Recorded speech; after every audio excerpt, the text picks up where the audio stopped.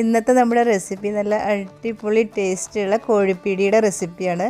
പിടിയും കോഴി എന്നും പറയും, കോഴിപ്പിടി എന്നും പറയും. ഞങ്ങളുടെ നാട്ടിൽ പറയുന്നതാണ് കോഴിപ്പിടി എന്നുള്ളത്. ഇനിയിപ്പോൾ തലശ്ശേരി കണ്ണൂരൊക്കെ ആണെങ്കിൽ കക്ക റൊട്ടി എന്നും പറയും. ഈ വീഡിയോ ചെറുതായിട്ടൊന്ന് ലെങ്തി ആയിട്ടുണ്ട്. കാരണം കോഴിപ്പിടിയുടെ റെസിപ്പി എന്ന് പറയുമ്പോൾ രണ്ട് റെസിപ്പിയും കൂടെ ഒരുമിച്ച് തന്നെ കാണിക്കണമല്ലോ. സെപ്പറേറ്റ് ആയിട്ട് കാണിച്ചു കഴിഞ്ഞാൽ ശരിയാവില്ലെന്ന് കരുതിയിട്ടാണ് രണ്ടും കൂടെ ഒരുമിച്ച് കാണിച്ചത്. അപ്പോൾ ചെറിയൊരു ലെങ്തി ആയിട്ടുണ്ട്. അപ്പോൾ എല്ലാവരും കണ്ടു നോക്കുക. അപ്പോൾ നമുക്ക് റെസിപ്പി എങ്ങനെയാണെന്ന് നോക്കാം കേട്ടോ. അപ്പോൾ നമുക്ക് കോഴിപ്പിടി ഉണ്ടാക്കാൻ വേണ്ടിയിട്ട് 1 കിലോ ചിക്കൻ എടുത്തിട്ട് നന്നായി കഴുകി വെള്ളമൊക്കെ വാർത്ത് കൊടുത്തിട്ടുണ്ട്. അതിലേക്ക് 2 ടേബിൾ സ്പൂൺ മുളക് പൊടി ഇട്ട് കൊടുക്കാം. 1 ടേബിൾ സ്പൂൺ മഞ്ഞൾപ്പൊടി, 1/2 teaspoon garam masala, 2 table spoon തൈര്, പാകത്തിന് ഉപ്പും കൂടി ഇട്ട് കൊടുക്കാം. ഇനി നമുക്കിതെല്ലാം കൂടിയിട്ട് നന്നായിട്ട് കൈ വെച്ചിട്ട് തന്നെ നല്ലപോലെ മിക്സ് ചെയ്ത് കൊടുക്കുക. എന്നിട്ട് ഒരു അരമണിക്കൂർ റെസ്റ്റ് ചെയ്തതിന് ശേഷം വേണം നമുക്കിത് ഫ്രൈ ചെയ്തെടുക്കാൻ വേണ്ടിയിട്ട്. 1 ടേബിൾ സ്പൂൺ കുരുമുളക് പൊടി കൂടി ചേർത്തിട്ടുണ്ട് കേട്ടോ, അത് കാണിക്കാൻ വിട്ടുപോയി. ഇപ്പോൾ ചിക്കൻ മസാല പറ്റിച്ചിട്ട് ഒരു അരമണിക്കൂർ കഴിഞ്ഞിട്ടുണ്ട്. ഒരു പാനിൽ കുറച്ച് ഓയിൽ ഒഴിച്ചിട്ട് അതൊന്ന് ഫ്രൈ ചെയ്തെടുക്കുക. ഇനി നന്നായിട്ട് ക്രിസ്പി ആവേണ്ട ആവശ്യമൊന്നുമില്ല, നമുക്കൊന്ന് വെന്ത് കിട്ടിയാൽ മതി. കാരണം ഇത് രണ്ടാമത് കറി വയ്ക്കാനുള്ളതാണല്ലോ. അപ്പോൾ പിന്നെ ഒരുപാട് ക്രിസ്പി ആക്കേണ്ട ആവശ്യമൊന്നുമില്ല, വെന്തിട്ടുണ്ടോ എന്നുള്ളത് മാത്രം നോക്കിയാൽ മതി. മീഡിയം ഫ്ലെയിമിലിട്ടിട്ട് പൊരിച്ചെടുത്താൽ മതി കേട്ടോ. ഇപ്പോൾ ഒരു 5 മിനിറ്റ് കഴിഞ്ഞിട്ടുണ്ട്. നമുക്കിതൊക്കെ ഒന്ന് തിരിച്ചിട്ട് കൊടുക്കുക. തിരിച്ചിട്ടതിന് ശേഷം വീണ്ടും ഒരു 5 മിനിറ്റ് കഴിഞ്ഞാൽ പിന്നെ നമുക്കത് വറുത്ത് കോരാം. എന്നിട്ട് ഒരു സ്ട്രെയിനറിലേക്കോ അല്ലെങ്കിൽ ഒരു ടിഷ്യൂ വെച്ചിട്ടുള്ള പ്ലേറ്റിലേക്കോ അത് മാറ്റിയെടുക്കുക. അങ്ങനെ മൊത്തത്തിൽ നമുക്ക് ഫ്രൈ ചെയ്തെടുക്കാം. അങ്ങനെ രണ്ടാമത്തെ ഭാഗം നമ്മൾ ഒരു 5 മിനിറ്റ് കഴിഞ്ഞിട്ടുണ്ട്. അപ്പോൾ ഒരു പീസ് എടുത്ത് നോക്കുക വെന്തിട്ടുണ്ടോ എന്നുള്ളത്. അതിന് ശേഷം നമുക്കൊരു സ്ട്രെയിനറിലേക്ക് ഇതെല്ലാം വറുത്ത് കോരാം. ബാക്കിയുള്ളതും അതേപോലെ തന്നെ പൊരിച്ചെടുക്കാം. ഇപ്പോൾ ചിക്കൻ ഫ്രൈ ചെയ്യൽ കഴിഞ്ഞു. ഇനി നമുക്കതൊന്ന് കറി വെച്ചെടുക്കാം. അതിന് വേണ്ടിയിട്ട് ഞാൻ ചിക്കൻ പൊരിച്ച വെളിച്ചെണ്ണയിൽ തന്നെ, വെളിച്ചെണ്ണയിലാണ് കേട്ടോ പൊരിച്ചിട്ടുണ്ടായിരുന്നത്. അപ്പോൾ ആ വെളിച്ചെണ്ണയിൽ കുറച്ച് വെളിച്ചെണ്ണ ഇതിലേക്ക് ഒഴിച്ചിട്ടുണ്ട്. ഇനി നിങ്ങൾക്കത് വേണ്ടാന്നുണ്ടെങ്കിൽ വേറെ വെളിച്ചെണ്ണ ഒഴിക്കാം. ഞാൻ ആ ഫ്ലേവറൊക്കെ ഇതിലേക്ക് കിട്ടുമല്ലോ എന്ന് വിചാരിച്ചിട്ടാണ്. അതിലേക്ക് നമുക്ക് 2 തണ്ട് വേപ്പില പൊട്ടിച്ചിട്ട് കൊടുക്കാം. ഇനി അതിലേക്ക് കുറച്ച് ഇഞ്ചി, പച്ചമുളക്, വെള്ളുള്ളിയും കൂടെ ചതച്ചതും കൂടി ഇട്ട് കൊടുക്കാം. ഒരു 3 ടേബിൾ സ്പൂൺ വെള്ളുള്ളി ചതച്ചതും 2 ടേബിൾ സ്പൂൺ ഇഞ്ചി ചതച്ചതും 4 പച്ചമുളകും കൂടിയിട്ടാണ് ചതച്ചിരിക്കുന്നത് കേട്ടോ. അതിൻ്റെ പച്ചമണം മാറുന്നവരെ നമുക്കിതൊന്ന് വഴറ്റി കൊടുക്കാം. അതിന് ശേഷം വേണം നമുക്ക് സവോള ഇട്ട് കൊടുക്കാൻ വേണ്ടിയിട്ട്. ഇനി ഇതിലേക്ക് ഞാൻ 4 വലിയ സവോള എടുത്തിട്ട് ചോപ്പറിലൊന്ന് ചോപ്പ് ചെയ്തതിന് ശേഷം ഇതിലേക്ക് ഇട്ട് കൊടുക്കുന്നുണ്ട്. നിങ്ങൾക്ക് കട്ടിംഗ് ബോർഡ് വെച്ചിട്ട് കട്ട് ചെയ്താൽ മതി എന്നുണ്ടെങ്കിൽ അങ്ങനെ ഇട്ടാലും കുഴപ്പമൊന്നുമില്ല. എന്നിട്ട് നമുക്ക് ഇതിലേക്ക് കുറച്ച് ഉപ്പിട്ട് കൊടുക്കുക, പെട്ടെന്ന് വാടി കിട്ടാൻ വേണ്ടിയിട്ട്. എന്നിട്ട് നല്ല പോലെ വഴറ്റിയെടുക്കണം കേട്ടോ. കാരണം ഇത് ഫ്രൈ ചെയ്തിട്ട് വെക്കുന്ന കറിയാണല്ലോ. അപ്പോൾ അതിലേക്ക് ഈ മസാലയൊക്കെ നല്ല പോലെ കുഴഞ്ഞിരുന്നാലേ ടേസ്റ്റ് ഉണ്ടാവുള്ളൂ. അപ്പോൾ മാക്സിമം സമയം എടുത്തിട്ട് തന്നെ ലോ ഫ്ലെയിമിലിട്ടിട്ട് നമുക്കിത് വഴറ്റിയെടുക്കാം.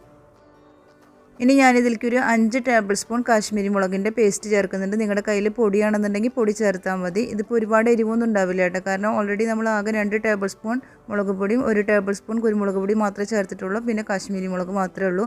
പിന്നെ അതുമല്ല അതിൽ കുറച്ച് ലാസ്റ്റ് തേങ്ങാപ്പാൽ ഒഴിക്കുന്നുണ്ട്. അപ്പോൾ നമുക്കിത് അത്ര വല്ലാത്ത എരിവൊന്നും ഉണ്ടാവില്ല. പിന്നെ കുറച്ച് സ്പൈസി വേണം, കാരണം നമ്മൾ പിടിയും കൂടെ അതിലേക്ക് ഇട്ടിട്ട് മിക്സ് ചെയ്യാൻ വേണ്ടിയിട്ടാണ് ചെയ്യുന്നത്. ഇനി ഇതിലേക്ക് 3 ടേബിൾ സ്പൂൺ മല്ലിപ്പൊടി, 1 ടീസ്പൂൺ മഞ്ഞൾപ്പൊടി, 1 ടേബിൾ സ്പൂൺ ഗരം മസാല ഇതും കൂടി ഇട്ട് കൊടുത്തിട്ട് പച്ചമണം മാറുന്നവരെ നന്നായിട്ട് വഴറ്റി കൊടുക്കുക.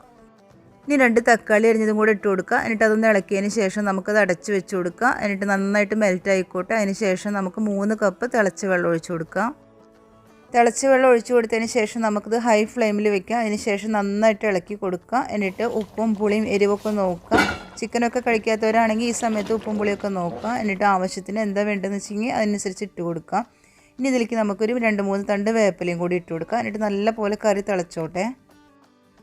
ഇനി നമ്മൾ നേരത്തെ ഫ്രൈ ചെയ്ത് വെച്ചിട്ടുള്ള ചിക്കൻ്റെ പീസൊക്കെ ഇതിലേക്ക് ഇട്ട് കൊടുക്കുക. നന്നായി മിക്സ് ചെയ്തതിന് ശേഷം ഇത് അടച്ച് വെച്ചിട്ട് ഒരു ലോ ഫ്ലെയിമിൽ ഇട്ടിട്ട് ഒരു 10 മിനിറ്റ് വേവിച്ചെടുക്കുക കേട്ടോ. ലോ ഫ്ലെയിമിൽ ഇട്ടാൽ മതി, കാരണം ഓൾറെഡി ചിക്കനൊക്കെ വെന്തിട്ടുള്ളതാണ്. ഇനി ഈ മസാലയൊക്കെ ഒന്ന് ഇതിലേക്ക് പിടിക്കാൻ വേണ്ടിയിട്ടാണ് ലോ ഫ്ലെയിമിൽ ഇട്ടിട്ട് 10 മിനിറ്റ് വേവിക്കുന്നത്.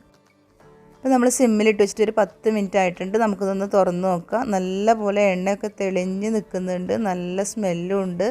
കണ്ടില്ലേ, ഇപ്പോൾ നല്ല പോലെ കറിയൊക്കെ ഇങ്ങനെ തിക്കായിട്ട് വന്നിട്ടുണ്ട്. ഞാനിപ്പോൾ ഇതിലേക്ക് 1 ടീസ്പൂൺ പഞ്ചസാരയും കൂടി ഇട്ട് കൊടുത്തിട്ടുണ്ട്. എന്നിട്ട് എല്ലാം കൂടി നന്നായി മിക്സ് ചെയ്ത് ഇപ്പോൾ കറക്റ്റ് പരുവത്തിലാണ് എല്ലാം ഇരിക്കുന്നത്. നിങ്ങൾക്ക് ഈ സമയം ഇങ്ങനെ ഓഫ് ചെയ്യണമെന്നുണ്ടെങ്കിൽ കുറച്ച് കറിവേപ്പിലയും കൂടി ഇട്ട് കൊടുത്തിട്ട് ഓഫ് ചെയ്തിട്ട് അടച്ചു വയ്ക്കാവുന്നതേ ഉള്ളൂ. ഞാൻ ഈ കറി ഇപ്പോൾ ഇങ്ങനെ ഓഫ് ചെയ്യുന്നില്ല. ഇതിലേക്ക് കുറച്ച് തേങ്ങാപ്പാൽ ഒഴിച്ച് മിക്സ് ചെയ്യാൻ പോവാണ്. ഒരു തേങ്ങയുടെ പാലെടുത്തിട്ടുണ്ട്. മൊത്തം 4 കപ്പ് ഉണ്ട്. 1-ാം പാലും 2-ാം പാലും 3-ാം പാലും കൂടി ഒരുമിച്ച് തന്നെയാണ് എടുത്തിരിക്കുന്നത്. അപ്പോൾ മൊത്തം 4 കപ്പ് പാൽ ഇതിലേക്ക് ഒഴിച്ച് കൊടുക്കുക. പാൽ ഒഴിച്ചു കൊടുത്തതിന് ശേഷം ഫ്ലെയിം ലോ ഫ്ലെയിമിലിട്ടിട്ട് വേണം നമ്മളിത് ഇളക്കിയിട്ട് തിളപ്പിച്ചെടുക്കാൻ. അല്ലെങ്കിൽ ഒറ്റയടിക്ക് അങ്ങോട്ട് തിളപ്പിക്കാൻ വെച്ച് കഴിഞ്ഞാൽ അത് പിരിഞ്ഞ് പോവുള്ളൂ. അപ്പോൾ പിരിയാതിരിക്കാൻ വേണ്ടിയിട്ടാണ് ലോ ഫ്ലെയിമിലിട്ടിട്ട് നമ്മൾ ഇളക്കിയിട്ട് വേണം അത് തിളപ്പിച്ചെടുക്കാൻ വേണ്ടിയിട്ട്. ഇപ്പോൾ കറി നന്നായിട്ട് തിളച്ച് വരൽ തുടങ്ങിയിട്ടുണ്ട് കേട്ടോ. ഇനി നിങ്ങൾക്ക് ഈ സമയത്ത് വേണമെങ്കിൽ ഇങ്ങനെ താളിച്ചിട്ട് ഇങ്ങനെ തന്നെ ഓഫ് ചെയ്ത് വയ്ക്കുക. കുറച്ച് കഴിഞ്ഞാൽ അതിരുന്ന് തിക്കായിക്കോളും. അപ്പോൾ അങ്ങനെയാണെങ്കിൽ പൊറോട്ടയിലേക്കും ചപ്പാത്തിയിലേക്കൊക്കെ കഴിക്കാൻ വേണ്ടിയിട്ടാണ് നിങ്ങൾ ഉണ്ടാക്കുന്നുണ്ടെങ്കിൽ ഈ സമയത്ത് ഓഫ് ചെയ്ത് വയ്ക്കുക. പക്ഷെ ഞാനിപ്പോൾ ഈ സമയത്ത് താളിക്കുന്നില്ല, കാരണം ഇതിൽ കൂടെ തന്നെ ഞാൻ പിടിയും കൂടെ ഇട്ടിട്ട് മിക്സ് ചെയ്യാൻ വേണ്ടിയിട്ടാണ്. അപ്പോൾ പിടി ഇട്ടതിന് ശേഷം മാത്രമേ ഞാൻ താളിച്ച് കൊടുക്കുന്നുള്ളൂ. അപ്പോൾ ഇതിലേക്ക് ഇപ്പോൾ കുറച്ച് കറിവേപ്പില ഇട്ട് കൊടുത്തിട്ട് ഞാനിത് അടച്ച് വയ്ക്കാൻ പോവുകയാണ്. അതിന് ശേഷം പിടി ഉണ്ടാക്കണം. അപ്പോൾ നമുക്ക് പിടി ഉണ്ടാക്കാൻ തുടങ്ങാം. അതിന് വേണ്ടിയിട്ട് വലിയൊരു പോട്ടിൽ 6 കപ്പ് വെള്ളം വെച്ചിട്ടുണ്ട്. 4 കപ്പ് പൊടിയുടെ അളവിലേക്കാണ് ഞാൻ പറയുന്നത്. അപ്പോൾ 1 കപ്പ് പൊടിക്ക് 1.5 കപ്പ് വെള്ളം എന്നുള്ള അളവിൽ 4 കപ്പ് പൊടിക്ക് 6 കപ്പ് വെള്ളം വെച്ചിട്ടുണ്ട്. അത് നന്നായിട്ട് തിളച്ചോട്ടെ. തിളച്ചതിന് ശേഷം നമുക്ക് പൊടിയിട്ട് കൊടുക്കാം. കുറച്ച് ഉപ്പും കൂടെ ഇട്ട് കൊടുക്കാം കേട്ടോ. ആദ്യം തന്നെ വെള്ളം നന്നായിട്ട് തിളച്ച് വന്നിട്ടുണ്ട്. ഈ സമയത്തിൽ ഉപ്പ് കറക്റ്റാണോ നോക്കുക. പൊടിയിലേക്കും കൂടിയിട്ടുള്ള ഉപ്പ് ഇതിലുണ്ടാവണം കേട്ടോ. ഇനി ഇതിലേക്ക് 1 കപ്പ് തേങ്ങ ചിരകിയതും ഒരു 10-15 ചെറിയ ഉള്ളിയും 1 ടീസ്പൂൺ നല്ല ജീരകവും കൂടിയിട്ട് മിക്സിയിൽ ഒന്ന് വിപ്പ് ചെയ്തെടുത്തിട്ടുണ്ട്. നന്നായിട്ട് ചതയേ ചെയ്യരുത്, ഒന്ന് വിപ്പ് ചെയ്തെടുക്കുക മാത്രം ചെയ്താൽ മതി. എന്നിട്ട് ഇതിലേക്ക് ഇട്ട് കൊടുക്കുക. അതൊന്ന് അങ്ങോട്ട് തിളച്ച് വന്നു കഴിഞ്ഞാൽ അപ്പോൾ തന്നെ നമുക്ക് പൊടിയും കൂടെ കുറച്ച് വീതമായിട്ട് ഇട്ട് കൊടുത്തിട്ട് നന്നായിട്ട് ഇളക്കി മിക്സ് ചെയ്യാം. ഇനി ഇതിലേക്ക് നമുക്ക് പൊടി ഇട്ട് കൊടുക്കുക. നമ്മുടെ പത്തിരി ഉണ്ടാക്കുന്ന സെയിം പൊടി തന്നെയാണ്. അപ്പോൾ 4 കപ്പ് അളന്ന് വെച്ചിട്ടുണ്ട്. അത് നമുക്ക് ഇതിലേക്ക് കുറച്ച് വിധമായിട്ട് ഇട്ട് കൊടുക്കുക. ഇടുന്നതിനനുസരിച്ച് നമ്മളൊരു ചട്ടകോ അല്ലെങ്കിൽ ഒരു കയ്യിലോ എന്തെങ്കിലും വെച്ചിട്ട് ഇളക്കിക്കൊണ്ടേ ഇട്ട് കൊടുക്കണം കേട്ടോ. ഇടുന്നതിനനുസരിച്ച് നമ്മൾ ഇളക്കി കൊടുത്തിട്ട് നന്നായിട്ട് മിക്സ് ചെയ്തെടുക്കുക. പൊടി മുഴുവനായിട്ട് ഇട്ട് കൊടുത്തതിന് ശേഷം ഫ്ലെയിം ഓഫ് ചെയ്യുക. എന്നിട്ട് താഴെ ഇറക്കി വെച്ചതിന് ശേഷം നന്നായിട്ട് മിക്സ് ചെയ്ത് കൊടുത്താൽ മതി. ഇനി നിങ്ങൾക്ക് ചൂടോടെ കുഴയ്ക്കാൻ ബുദ്ധിമുട്ടാണെന്നുണ്ടെങ്കിൽ അപ്പോൾ തന്നെ ആ പാത്രം ഒന്ന് അടച്ച് വെച്ച് കൊടുക്കുക. ഒരു 15 മിനിറ്റിന് ശേഷം മാത്രം കുഴച്ചെടുത്താൽ മതി. ഞാനിതിപ്പോൾ ചൂടോടെ തന്നെ കുഴയ്ക്കുകയാണ്. ഞാനൊരു പ്ലേറ്റിലേക്ക് അതിൽ നിന്ന് പകുതി മാവ് എടുത്തിട്ട് മാറ്റിയിട്ടുണ്ട്. എന്നിട്ട് നമുക്ക് കയ്യിൽ നന്നായിട്ട് വെള്ളമാക്കിയതിന് ശേഷം നന്നായിട്ട് വിരലൊക്കെ ഇങ്ങനെ അമർത്തി വെച്ചിട്ട് വേണം കുഴയ്ക്കാൻ കേട്ടോ. എന്നാലാണ് നല്ല സോഫ്റ്റ് ആയിട്ടുള്ളൊരു മാവായി കിട്ടുള്ളൂ. ചൂടോടെ തന്നെ മാക്സിമം കുഴയ്ക്കാൻ നോക്കുക. ഇനി അതുമല്ലാന്നുണ്ടെങ്കിൽ 15 മിനിറ്റ് അടച്ച് വെച്ചതിന് ശേഷം കുഴച്ചാൽ മതി. ആദ്യമായിട്ടൊക്കെ ഉണ്ടാക്കുന്നവരാണെങ്കിൽ 4 കപ്പ് പൊടി ഒരുമിച്ചെടുത്തിട്ട് ഉണ്ടാക്കാൻ നിൽക്കണ്ട. 2 കപ്പ് പൊടി എടുത്തിട്ട് ഉണ്ടാക്കിയാൽ മതി. എന്തായാലും ഉണ്ടാക്കുമ്പോൾ 2 കപ്പ് പൊടി തന്നെ എടുക്കേണ്ടി വരും, കാരണം അത്രയ്ക്ക് ടേസ്റ്റാണ്. അപ്പോൾ മക്കളായാലും അതെ വലിയവരായാലും അതെ നല്ലപോലെ കഴിക്കും. അപ്പോൾ എല്ലാവർക്കും വേണ്ടിയിട്ട് തികയണമെന്നുണ്ടെങ്കിൽ എന്തായാലും 4 കപ്പ് പൊടി അല്ലെങ്കിൽ 2 കപ്പ് പൊടി എന്തായാലും എടുക്കേണ്ടി വരും കേട്ടോ. ഇനി കുഴയ്ക്കാൻ ബുദ്ധിമുട്ടാണെന്നുണ്ടെങ്കിൽ ഇതുപോലെ കുറച്ച് മാവ് എടുത്തിട്ട് നന്നായി കുഴച്ചിട്ട് മാറ്റി വെച്ചാൽ മതി. മൊത്തത്തിൽ ഒരുമിച്ച് ഇട്ടിട്ട് കുഴയ്ക്കണമെന്നില്ല.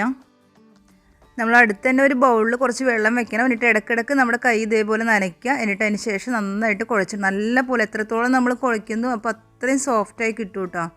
നമ്മളിതിൽ തേങ്ങയുടെ മിക്സൊക്കെ ഇട്ടുകൊണ്ട് തന്നെ നല്ല മയമുണ്ട് കുഴയ്ക്കാനും. ഇപ്പോൾ ഞാൻ മൊത്തത്തിൽ കുഴച്ചിട്ട് ഇങ്ങനെ ഓരോ ഭാഗങ്ങളാക്കിയിട്ട് മാറ്റിയിട്ടുണ്ട്. അപ്പോൾ നമുക്ക് പിടിയാക്കാൻ ഈസിയാണ്. അതിന് വേണ്ടിയിട്ടാണ് ഇങ്ങനെ ഓരോ ഭാഗങ്ങളാക്കി മാറ്റിയിരിക്കുന്നത്.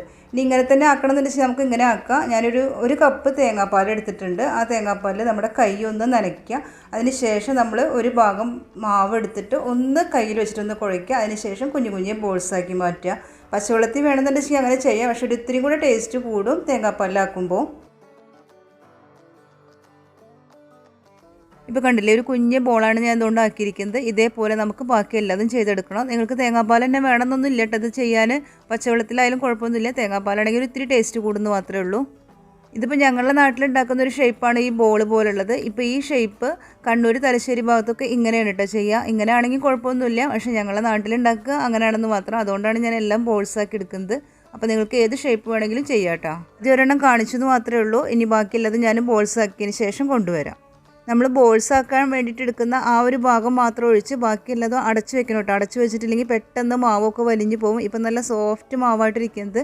അപ്പോൾ വലിയാതിരിക്കാൻ വേണ്ടിയിട്ട് എടുത്ത ഉടനെ തന്നെ അടച്ച് വയ്ക്കുക.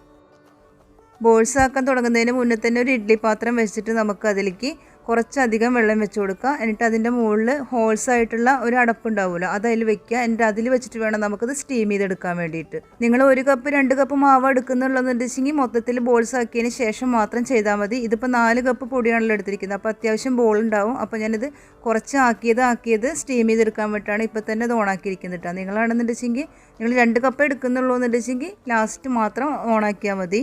നിങ്ങളുടെ കയ്യിൽ സ്റ്റീമർ ഉണ്ടെന്നുണ്ടെങ്കിൽ അതെടുത്താൽ മതി. ഇതിപ്പോൾ ഞാൻ നാട്ടിൽ നിന്ന് വരുമ്പോൾ കൊടുത്തിട്ടുള്ള ഒരു പഴയ ഇഡ്ഡലി പാത്രമാണ്. ഞാൻ ബോൾസ് ആക്കിയത് കുറച്ച് ആവി കയറ്റാൻ വേണ്ടിയിട്ട് ഇങ്ങോട്ട് കൊടുത്തിട്ടുണ്ട്. ഇനി നമുക്കിത് ആവി കയറ്റിയെടുക്കാം. ഇത് പലതും പല വലിപ്പമാണ് കേട്ടോ. പല കൈ കൊണ്ട് ഉണ്ടാക്കിയത് കൊണ്ട് തന്നെ പല വലിപ്പങ്ങളിലാണ് കിട്ടിയിരിക്കുന്നത്. ഒരുപാടായിട്ട് ഇട്ട് കൊടുക്കണ്ട കേട്ടോ. പിന്നെ നമുക്ക് ആവി വന്നതിന് ശേഷം എടുക്കാൻ നല്ല ബുദ്ധിമുട്ടാവും. അപ്പോൾ കുറച്ച് വിധം ഇട്ട് കൊടുത്താൽ മതി. പിന്നെ എടുക്കാൻ സൗകര്യമുള്ള സ്റ്റീമറൊക്കെ ഉണ്ടാവും. അങ്ങനെയാണെങ്കിൽ പിന്നെ വലിയ പ്രശ്നമില്ല. ഇതിൽ നിന്ന് എടുക്കാൻ കുറച്ച് ബുദ്ധിമുട്ടാണ്. ഇപ്പോൾ ഈ 2 കമ്പി ഇവിടെ കാണുന്നുണ്ടല്ലോ, ഈ സൈഡിലും ആ സൈഡിലും ഓരോ കമ്പി ഉണ്ട്. അതിൻ്റെ ഉള്ളിൽ കൂടെ ഞാൻ പ്ലക്കറോ എന്തെങ്കിലും കടത്തിയിട്ടാണ് ഇത് പുറത്തേക്ക് എടുക്കുക. അപ്പോൾ നിങ്ങൾക്ക് എടുക്കാൻ സൗകര്യമുള്ളതാണെങ്കിൽ മൊത്തത്തിൽ ആവി കയറ്റിയെടുക്കുക. ഇപ്പോൾ ഒരു 15 മിനിറ്റ് ആയിട്ടുണ്ട്. 15 മിനിറ്റ് എന്തായാലും വെക്കണം കേട്ടോ. 15 മിനിറ്റിന് ശേഷം നമുക്ക് ഈ പ്ലേറ്റ് പതുക്കെ പുറത്തേക്ക് എടുക്കണം. ആ ബോൾസൊക്കെ വീഴാത്ത രീതിയിൽ എടുക്കുക. ഇനി ഇതിൽ നിന്ന് എടുക്കലാണ് കുറച്ച് റിസ്ക് ഉള്ള കാര്യം. അതിന് വേണ്ടിയിട്ട് ഞാൻ 2 തിക്കൊക്കെ കോർക്കുന്ന കമ്പി ഉണ്ടല്ലോ, അതാണ് എടുത്തിരിക്കുന്നത്. അത് 2 കമ്പിയുടെ ആ ഒരു റൗണ്ട് പോലത്തെ ഭാഗം ആ ക്ലിപ്പിൻ്റെ ഉള്ളിലേക്ക് കയറ്റും. എന്നിട്ടാണ് ഇത് പുറത്തേക്ക് എടുക്കുന്നത് കേട്ടോ. അതിൽ നിന്ന് പുറത്തെടുത്തതിന് ശേഷം നമ്മളൊരു വലിയ ബൗളിലേക്ക് ഇതൊന്ന് ചെരിച്ച് വെച്ച് കൊടുത്തു കഴിഞ്ഞാൽ അത് തന്നെ അതിലേക്ക് വീണോളൂ കേട്ടോ. ഇപ്പോൾ നമുക്കതൊരു ഒട്ടിപ്പിടിക്കുന്ന ഒരു ഫീലായിട്ട് തോന്നും. പക്ഷെ അത് കുറച്ച് കഴിഞ്ഞ് തണുത്തതിന് ശേഷം അതെല്ലാം സെറ്റ് ആയിക്കോളും. അങ്ങനെ നമ്മുടെ മൊത്തം 4 കപ്പ് മാവിൻ്റെയും ബോൾസാക്കി ആവി കയറ്റി റെഡിയാക്കി വെച്ചിട്ടുണ്ട്. അത് നമ്മൾ ഓരോ ട്രിപ്പ് ഇതിലേക്ക് ഇടുമ്പോഴും നമ്മളത് അടച്ച് വെക്കേണ്ട ആവശ്യമില്ല കേട്ടോ. വെന്തതിന് ശേഷം പിന്നെ ആ ആവിയിലിരുന്നിട്ട് അത് അങ്ങോട്ട് ഒട്ടിപ്പിടിക്കുന്ന പോലെ ആവുള്ളൂ. അപ്പോൾ തുറന്ന് തന്നെ വെച്ചാൽ മതി. ഒന്ന് എയർ പോകുന്ന രീതിയിൽ തുറന്ന് വയ്ക്കുക. അപ്പോൾ നമ്മൾ റെഡിയാക്കി വെച്ചിട്ടുള്ള ചിക്കൻ കറി എടുത്തിട്ടുണ്ട്. ഇനി ഇതൊന്ന് ചൂടാക്കുക. എന്നിട്ടൊന്ന് തിളച്ച് വന്നോട്ടെ. അതിന് ശേഷം വേണം നമുക്ക് ഇതിലേക്ക് പിടിയിട്ട് കൊടുക്കാൻ വേണ്ടിയിട്ട്. അപ്പോൾ നമ്മുടെ പിടി മുഴുവനായിട്ട് ഇതിലേക്ക് ഇട്ട് കൊടുത്തിട്ടുണ്ട്. ഇതിൽ നിന്ന് 2 കപ്പ് പിടി ഞാൻ മാറ്റി വെച്ചിട്ടുണ്ട് കേട്ടോ. അത് കുറച്ച് ചിക്കൻ റോസ്റ്റ് കൂട്ടിയിട്ട് നമുക്ക് വേറൊരു രീതിയിൽ കഴിക്കുന്നത് കാണിക്കാൻ വേണ്ടിയിട്ടാണ്. ബാക്കിയുള്ള മൊത്തം പിടി ഇതിലേക്ക് ഇട്ട് കൊടുത്തിട്ടുണ്ട്. അതിനുശേഷം നമുക്കിത് പതുക്കെ നന്നായിട്ട് മിക്സ് ചെയ്ത് കൊടുക്കുക. ഹൈ ഫ്ലെയിമിൽ ഇട്ടാൽ മതി. എന്നിട്ട് നമുക്ക് ഈ കറി ഒന്ന് കുറുകുന്ന വരെ നമുക്കിത് തിളപ്പിച്ചെടുക്കണം. അപ്പോഴാണ് ഈ പിടിയുടെ ഉള്ളിലേക്കൊക്കെ നന്നായിട്ട് മസാല പിടിക്കുകയുള്ളൂ. ചെറിയ ബോൾസ് ആയതുകൊണ്ട് തന്നെ നന്നായിട്ട് മസാല പിടിച്ചെടുക്കും കേട്ടോ. അതിനാണ് വലിയ ബോൾസ് ആക്കരുതെന്ന് പറയണത്. നമ്മളിത് ഇളക്കാനെടുക്കുന്ന കയ്യിലുണ്ടല്ലോ, അത് നല്ല പരന്ന ടൈപ്പിലുള്ള എടുക്കുക. അല്ലെങ്കിൽ ഇത് ഈ ബോൾസിൻ്റെ മുകളിലൊക്കെ ഇരുന്നിട്ട് ജാമായിട്ടിത് ഉടഞ്ഞു പോവുള്ളൂ. അതിന് നന്നായിട്ട് നൈസായിട്ടുള്ള ചട്ടക ഉണ്ടെങ്കിൽ അതെടുക്കുന്നതായിരിക്കും ഏറ്റവും നല്ലത്. ഞാനിതിപ്പോൾ വേറൊരു പോട്ടിലേക്ക് മാറ്റിയിട്ടുണ്ട് കേട്ടോ. ഇതിപ്പോൾ ഒരു ബിരിയാണി പോട്ടാണ്. ഇത് അത്യാവശ്യം വട്ടമുള്ളൊരു പോട്ടാണ്. നേരത്തെ ഇത്തിരി വട്ടം കുറവാണ്. അപ്പോൾ ഒരുപാട് ടൈം എടുക്കുകയുള്ളൂ. അതുകൊണ്ട് ഞാനിതിലേക്ക് മാറ്റിയത്. നല്ലപോലെ തിള വന്നതിന് ശേഷം നമുക്ക് മീഡിയം ഫ്ലെയിമിലിട്ടിട്ട് വേണം കുറുക്കിയെടുക്കാൻ കേട്ടോ. ഇതിപ്പോൾ ഞാൻ ഈ ഒരു സ്റ്റേജിൽ ഓഫ് ചെയ്യാൻ പോവുകയാണ്. കണ്ടില്ലേ, ഈ ഒരു തിക്നെസ്സിൽ നമ്മൾ ഓഫ് ചെയ്യണം. എന്നാലേ നമുക്ക് കുറച്ച് കഴിഞ്ഞാൽ ഇതൊരു കഴിക്കാൻ പാകത്തിന് തിക്കായിട്ട് കിട്ടുള്ളൂ. ഇതിനേക്കാളും കൂടുതൽ തിക്കിൽ ഓഫാക്കി കഴിഞ്ഞാൽ ഭയങ്കരമായിട്ട് ഡ്രൈ ആയിപ്പോവും. അപ്പോൾ നമുക്കൊരു കുഴഞ്ഞ പരുവത്തോട് കൂടിയിട്ട് കഴിക്കാനാണ് ഇത് കൂടുതൽ ടേസ്റ്റ്. ഇനി നിങ്ങൾക്ക് നല്ലപോലെ വറ്റിക്കണം എന്നുണ്ടെങ്കിൽ അത്യാവശ്യം കുറുക്കിയെടുക്കാം. ഇനി ഇതൊന്ന് താളിച്ചെടുക്കാൻ വേണ്ടിയിട്ട് ഞാനൊരു ചെറിയ പാൻ വെച്ചിട്ട് അതിലേക്ക് ഒരു 4 ടേബിൾ സ്പൂൺ വെളിച്ചെണ്ണ ഒഴിച്ചു കൊടുത്തിട്ടുണ്ട്. അതിലേക്ക് കുറച്ചധികം ചെറിയ ഉള്ളി എടുത്തിട്ട് നന്നായി ചെറുതായി കട്ട് ചെയ്തിട്ട് നമുക്കത് ഇട്ട് കൊടുക്കാം. ഒരു 1/2 കപ്പോളം ഉണ്ടാവും. അതൊന്ന് നന്നായിട്ട് മൂത്ത് വരുമ്പോൾ നമുക്കതിലേക്ക് കുറച്ച് വേപ്പിലയും കൂടി ഇട്ട് കൊടുത്തിട്ട് നമുക്കിതിലേക്ക് ഒഴിച്ചു കൊടുക്കാം. ഒഴിച്ചു കൊടുത്തിട്ടൊരു 10 മിനിറ്റിന് ശേഷം മാത്രം തുറന്നിട്ട് ഒന്ന് ഇളക്കി കൊടുത്തിട്ട് നമുക്ക് ചൂടോടെ തന്നെ സെർവ് ചെയ്യാം.